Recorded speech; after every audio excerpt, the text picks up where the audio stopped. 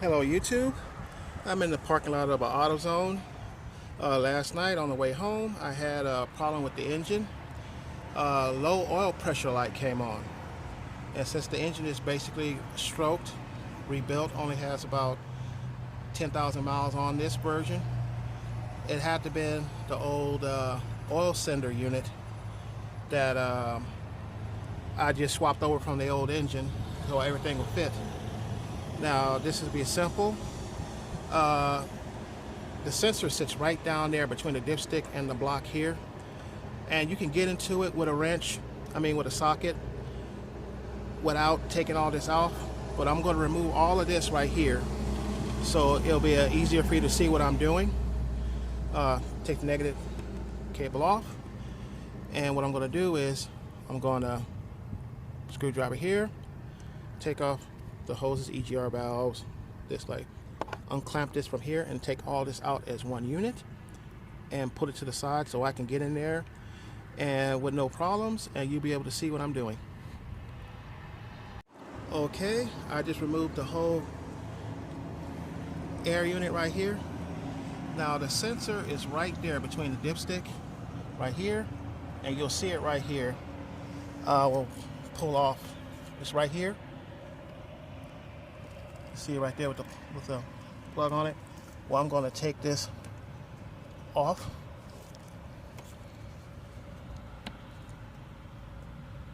It's right behind this hose right here. Okay, now you can see it better. It's the sensor right there. I'm just going to plug it, and I'm going to use a 13/16 long socket with a ratchet, and I'm just going to take that off. Now I'm using a 13/16 deep socket, and what I'm going to do is I'm going to put it down right in here. Okay, and I'm just going to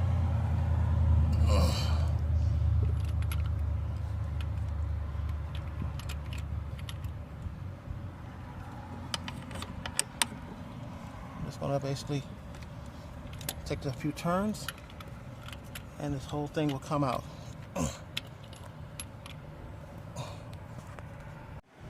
Okay, this is the old unit, and this is the replacement unit. You usually have to put Teflon tape around here to keep it from leaking, but this unit from AutoZone is a Duralast.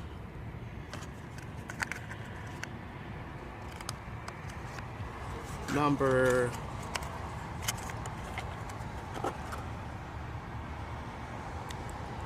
PS406.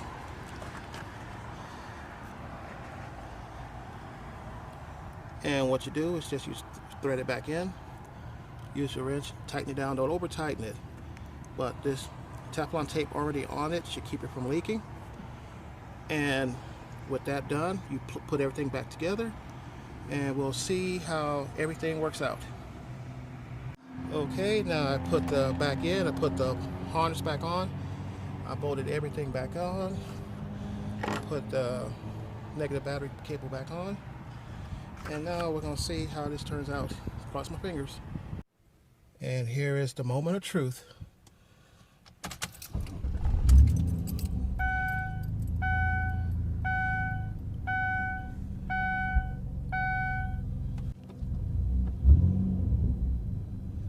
And we have no low oil pressure light. Well, that takes care of that. Now, if this oil pressure light would have came back on even after you changed the oil pressure light sensor, that means two very expensive issues. You either got a worn engine, so the bearings are all worn and it's low pressure, or you have a failing oil pump. Either way, if you have a check-in low pressure oil light, and you change the sensor like I just did, and on this car it had almost 200,000, 22,498, so it's almost 250,000 miles on this thing.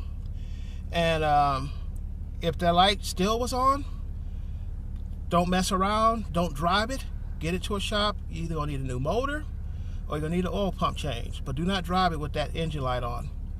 I hope this helps you out. And like I said, it only took 5 minutes.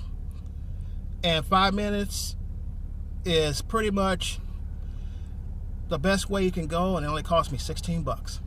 Until next time, see you later.